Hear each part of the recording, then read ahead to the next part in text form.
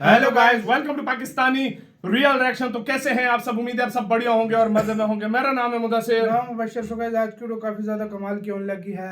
Video की जो title है वो है भारतीय डीआरडीओ ने कमाल कर डाला, बना डाला न्यूक्लियर प्रूफ टैंक।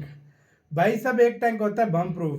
भारत का डीआरडीओ जो है काम कर रहा है न्यूक्लियर प्रूफ टैंक पे, जिस पर परमाणु हमला भी असर नहीं करेगा।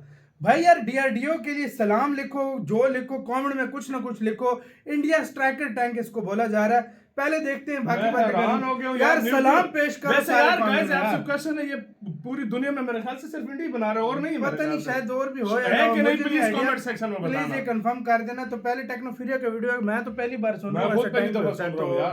स्टार्ट। दोस्तों, चीन के साथ जारी सीमा विवाद के बीच भारत ने LAC पर भारी भरकम टैंकों और इन्फेंट्री कॉम्बैट व्हीकल की तैनाती कर दी है। लेकिन सेना के व्हीकल अब पुराने पड़ चुके हैं। समय समय पर हुए तकनीकी बदलाव के बावजूद अब लड़ाई के मौजूदा स्वरूप में ये व्हीकल पुराने पड़ चुके हैं।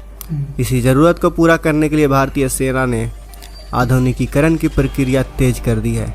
इसी के मद्देनजर सेना ने नए आधुनिक इन्फेंट्री कॉम्बैट व्हीकल के लिए बुधवार को टेंडर जारी कर दिया है। आत्मनिर्भर भारत अभियान और मेक इन इंडिया के तहत कुल 1750 फ्यूचरिस्टिक इन्फेंट्री कॉम्बैट व्हीकल भारतीय सेना को लेने हैं।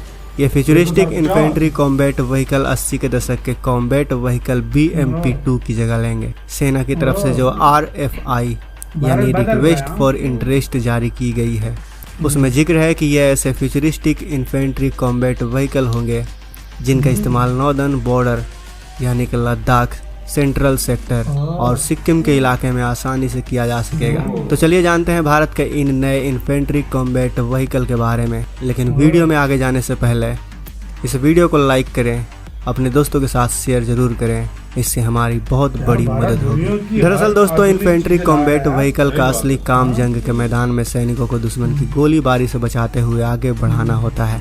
आसान भाषा में अगर कहें तो ये लड़ाई के दौरान टैंक फॉर्मेशन के साथ साथ ये मैकेनाइज्ड इन्फेंट्री के व्हीकल उनके साथ साथ चलते हैं।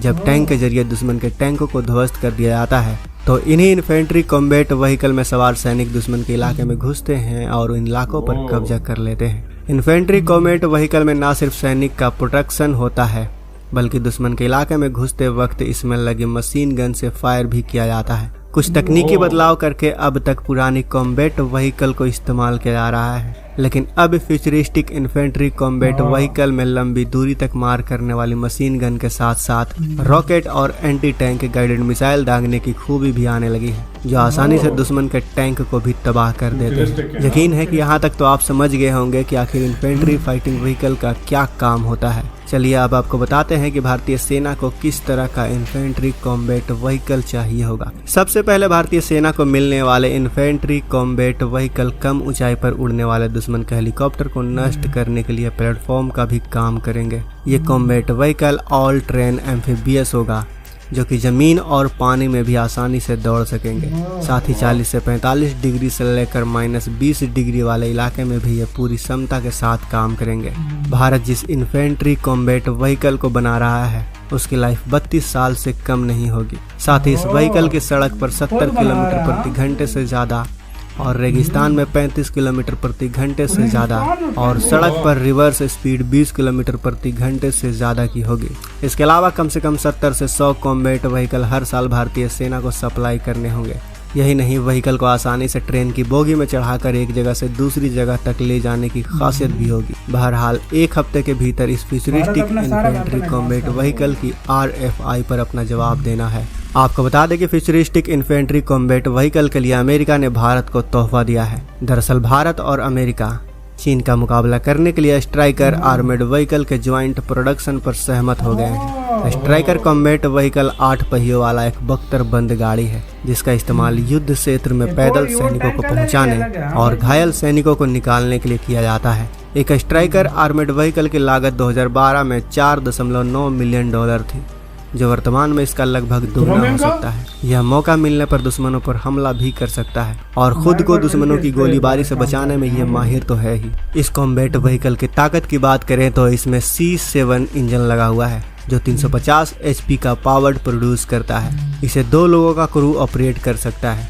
स्ट्राइकर आर्मर्ड व्हीकल को ट्रांसपोर्ट विमान के जरिए आसानी से युद्ध क्षेत्र में पहुंचाया जा सकता है। इसे वर्तमान में सिर्फ अमेरिकी सेना ऑपरेट कर रही है, लेकिन बहुत जल्द यह अब भारतीय सेना में भी शामिल होगी। स्ट्राइकर आर्मर्ड व्हीकल में 50 कैलिबर की M2 मशीन गन या 40 mm का MK-19 ग्रेनेड लॉन्चर भी लगा हुआ है, जो एक एक करके प्रोटेक्टर RWS यानी रिमोट वेपन स्टेशन से कनेक्टेड रहता है। स्ट्राइकर को 4 wheel drive all wheel drive में बदला जा सकता है, जिससे यह पहाड़ी, मैदानी, दलदली, रेतीली समेत सभी तरह की जमीन पर आसानी से चल सकता है। इसकी ऑपरेशनल रेंज 500 किलोमीटर है। स्ट्राइकर कॉम्बैट व्हीकल 97 किलोमीटर प्रति घंटे की टॉप स्पीड से दौड़ सकता है। स्ट्राइकर कॉम्बैट व्हीकल में 2 क्रू मेंबर के साथ 9 सैनिक को युद्ध क्षेत्र तक पहुंचाया जा सकता है। इसकी लंबाई 22.10 फीट, चौड़ाई 8.11 फीट और ऊंचाई 8.8 फीट है। भारत और अमेरिका इसे साथ मिलकर आत्मनिर्भर भारत के तहत भारत में ही बनाने वाले हैं। इसी के साथ ये वीडियो खत्म।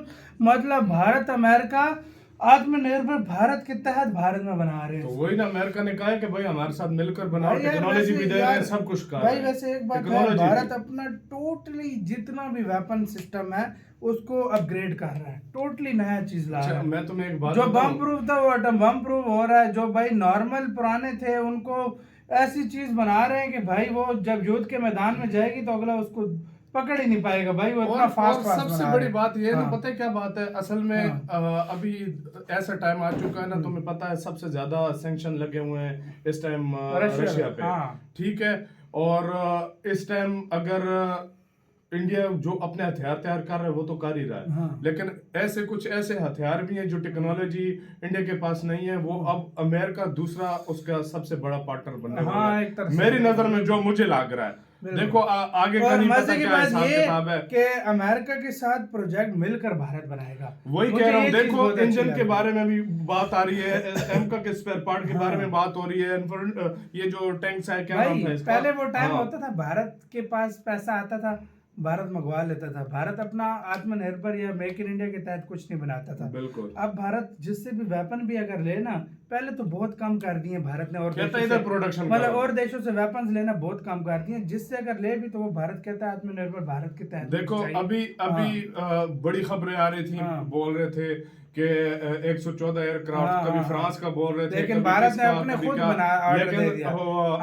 तेजस मार्क 1 जो 1A उसकी जगह जो है ना वो कवर कुछ मार्क 1A वर्जन होंगे और कुछ मार्क 2 जो नया बन रहा है वो कुछ अगले साल तक आ जाएगा। तो वो भारत को जब मिल जाएंगे तो वो खुद ही राफेल से इतने पावरफुल होंगे। मार्क 2 जो होगा स्पेशली, वो तो भाई राफेल से भी ऊपर होगा।